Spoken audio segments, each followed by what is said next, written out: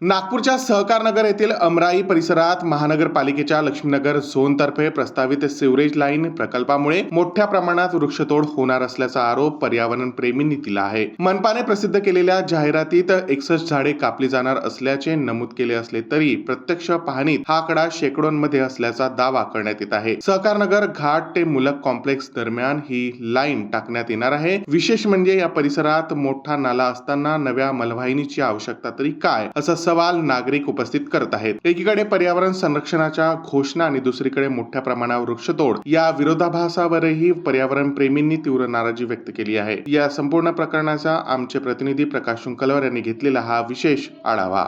आपण सध्या सोनेगाव अमराई या परिसरामध्ये आहो आणि इकडे सहकारनगर घाट ते मुळक कॉम्प्लेक्स या परिसरामध्ये नागपूर महानगरपालिकेतर्फे एक गडर लाईन टाकण्यात येणार आहे। महत्त्वाचं म्हणजे ही लाईन टाकण्यात येणार आहे, काम नसताना टाकण्यात येणार आहे आणि त्यासाठी जवळपास 100 ते 166 झाडे जी तोडण्यात येत आहे।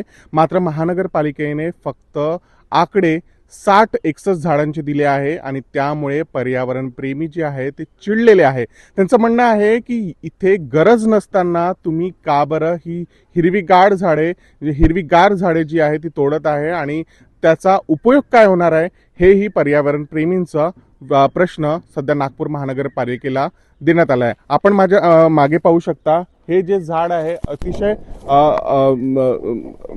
मोठं झाड होत आहे हे, आणि महत्त्वाचं पण म्हणता येईल कारण इथे या परिसरामध्ये अनेक मोठी झाडं आहे, ज्यामध्ये बाबूळची झाडे आहे, इतरही जे झाड आहे सुबाबूळचे झाड आहे, यासोबतच जांभूळचे झाडं आहे आणि इतरही महत्त्वाची झाडे आहे जी पर्यावरणासाठी अतिशय महत्त्वाची आहे, ज्यामुळे कार्बन डायऑक्साईड हवेतला शोषला जातो आणि महत्त्वाचं म्हणजे भारत सरकार त्यांना हेरिटेज झाडं सुद्धा म्हणते। अशी पण काही झाडे जी आहेत त्या परिसरामध्ये आहे आणि ती या बिना कामाच्या लाईनसाठी जी आहे ती तोडली जाणार आहे। महत्त्वाचं हे आहे की आता महानगरपालिका जे 61 झाडांचा आकडा देत आहे तेच शोधण्यासाठी की नेमकी हे 61 झाडे तोडली जाणार आहे किंवा मग 166 झाडे तोडले जाणार आहे, ते पाहण्यासाठी आम्ही सध्या या अमराईमध्ये आलो आहे आणि आम्ही सध्या 40 ते 41 झाडापर्यंत पोहोचलो आहे आणि त्यानंतरही पुढे जाणार आहोत आणि नेमके किती झाडं तोडली जात आहे या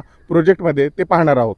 तर आपण पुढे सुद्धा जाऊन आणि नेमकी किती झाडे तोडली जाणार आहे हे पाहणार आहोत। आपण सध्या या प्रोजेक्टच्या मध्यभागी आहोत, जिथे आपण पाहू शकता की जी स्क्रीनवर तुम्हाला जाहिरात दिसत आहे महानगरपालिकेची, त्यामध्ये 61 झाडासाठी जे आहे 61 झाडे तोडणार अशी जाहिरात आहे। आपण पाहू शकता की माझ्या मागे जे झाड आहे, मी कॅमेरामॅनला विनंती करतो की त्यांनी दाखवावं की हे इकडे झाड आहे 61 नंबरचं आणि त्यानंतर जे आहे पुढले आकडे दिसत आहे। जाहिरात मात्र 61 झाडांचीच आहे। मग हे पुढले आकडे हे का शोसाठी जे आहे महानगरपालिकेने टाकले किंवा मग या पुढच्या झाडांच्या कापणीची जाहिरात जी आहे ती महानगरपालिका वेगळ्याने देणार आहे का, असाच प्रश्न जे आहे आता पर्यावरण प्रेमी हे विचारत आहेत। तर यानंतर सुद्धा झाडे आहे जी तोडली जाणार आहे आणि त्याच्यावर आकडे सुद्धा टाकले आहे, मात्र जाहिरात 61 झाडांचीच आहे आणि पुढे किती आकडे आहे हे सुद्धा आपण पुढे जाऊन पाहणार आहोत। सहकारनगर घाट पासून जवळपास 2.5 ते 3 किलोमीटर आपण पैदल या जंगलातनं चालत आलो आहे आणि आपण पाहू शकतो की आपण सध्या 121 नंबरच्या या झाडापर्यंत पोहोचलो आहे। महत्त्वाचं म्हणजे तुम्हाला सांगायची एक बाजू म्हणजे की 121 नंबरचं जरी झाड असलं, ॲड मात्र 61 झाडांची दिली आहे जी कापण्यात येणार आहे असं महानगरपालिकेने सांगितलं आहे आणि आता सध्या आपण 121 झाडापर्यंत पोहोचलो आहोत।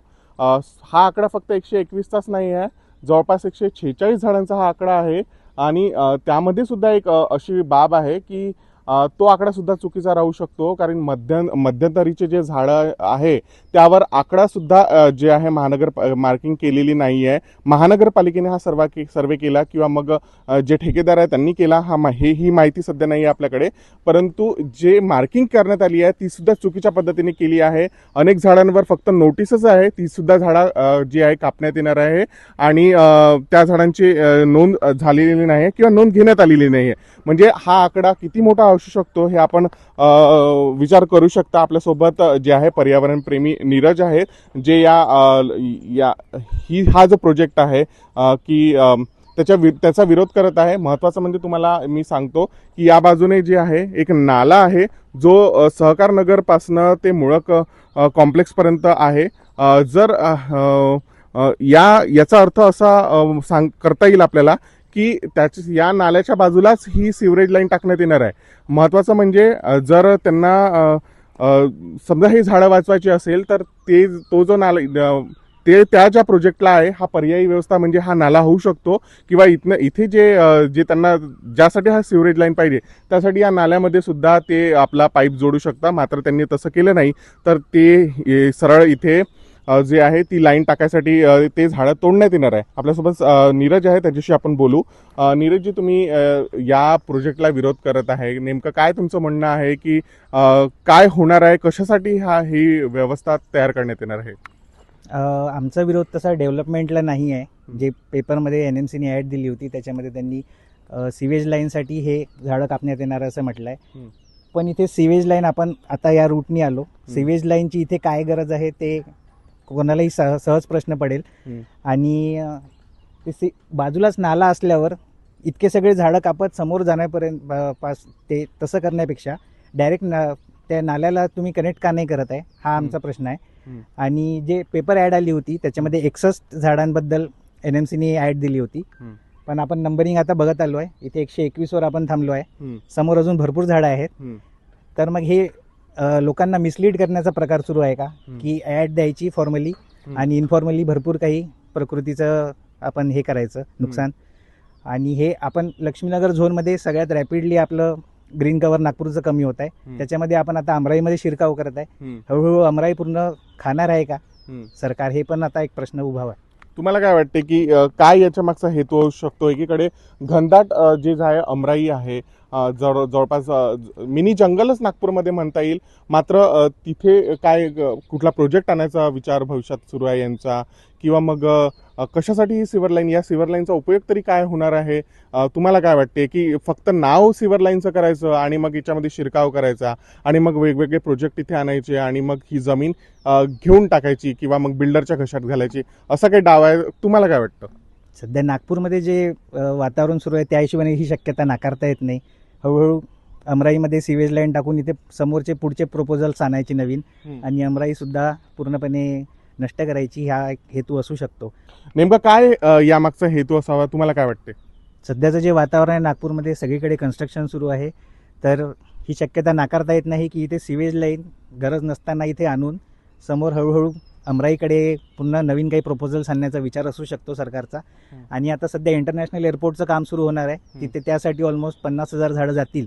तर त्या अनुषंगाने आपल्याला हे सगळं वाचवणं खूप आवश्यक आहे. तरी पण आपण इथे काहीतरी नुकसान करण्याच्या प्रयत्नाने ते सगळं महानगरपालिकेचा घोळ सुरू आहे. एकीकडे म्हणताय की जितके झाडं तोडणार तितके त्याच्या डबल झाडं लावा किंवा झाडं तरी लावा. तर मग तुम्हाला वाटतंय का की हे झाडं तोडून या जागेवर नवीन झाडं लावली जातील किंवा लावायला पाहिजे? तर तुम्हाला तसं पटतं का? ही गोष्ट पटण्यासारखी तर अजिबातच नाही, कारण की जे प्रौढ झाड आहे ते ज्याप्रमाणे आपल्या निसर्गाचं रक्षण करते किंवा आपल्याला ऑक्सिजन देणार आहे, ते नवीन लावलेलं झाड काही करणार नाहीये. ते पुढचे 5-10 वर्षानंतर ते तयार होईल आणि त्यानंतर मग ते मधले 5-10 वर्ष जे आपण ऑलरेडी AQI आपला खराब होत चालला आहे, प्रदूषण वाढत चाललं आहे, हीट वाढत चालली आहे, ह्या सगळे 5-10 वर्षामध्ये आपलं काय नुकसान होणार आहे याचा काही अंदाज आहे की नाही? मग आता तुम्ही जे आहे एक पर्यावरण प्रेमी म्हणा किंवा मग विविध संघटनांमार्फत तुम्ही याचा विरोध करताय, तर आता तुमचं काय म्हणणं आहे की काय व्हायला पाहिजे आणि हे जे प्रोजेक्ट आहे याच्याबद्दल तुमचं काय मत आहे? हा प्रोजेक्ट तर कम्प्लिटली अननेसेसरीज वाटतो आहे. बाकी ओव्हरऑल डेव्हलपमेंटच्या बाबतीमध्ये जे लंडन स्ट्रीटवर सुद्धा सुरू आहे किंवा अमराईमध्ये सुरू आहे, लंडन स्ट्रीटचं रिझर्वेशन ज्या कामांसाठी होतं ते रिझर्वेशन सोडून बाकी सगळ्या गोष्टी तिथे होत आहे. त्याला सुद्धा एक सेंट्रल पार्क, जसं न्यूयॉर्कमध्ये एक सेंट्रल पार्क आहे, त्या धर्तीवर काहीतरी ते विकसित करायला पाहिजे होतं. तिथे न्यूयॉर्कच्या सेंट्रल पार्कला तिथे लंग्स ऑफ द सिटी म्हणतात, तसं आपल्याला इथे लंग्स ऑफ द नागपूर म्हणता आलं असतं.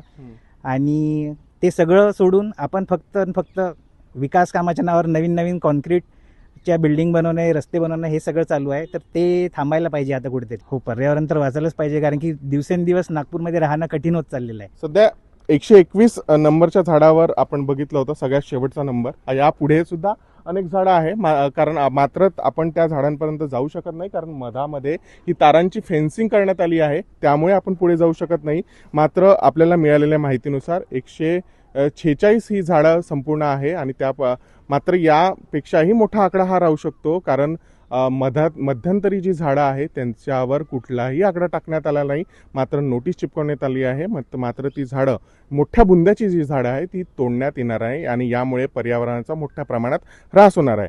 एकीकडे पर्यावरण प्रेमींचं असं म्हणणं आहे की जे लोक आहे नागपूरचे जनप्रतिनिधी आहेत ते एकीकडे असं म्हणतायत की पर्यावरणाचा जे आहे आपण रक्षण केलं पाहिजे आणि दुसरीकडे जे आहे असे मोठमोठाले जे प्रोजेक्ट आहे ते आणून पर्यावरणाचा असा प्रकारे ह्रास होत आहे, तेव्हा कुठेतरी हे थांबलं पाहिजे आणि पर्यावरणाचं संरक्षण हे प्रत्येकाने केलं पाहिजे. आता पुढे या प्रोजेक्टमध्ये काय होते हे पाहण्यासारखं राहील. यापुढेही आपण हे आपल्याला दाखवत राहू. कॅमेरा पर्सन यशसह मी प्रकाश शुंकलर, महाराष्ट्र TV 24 नागपूर.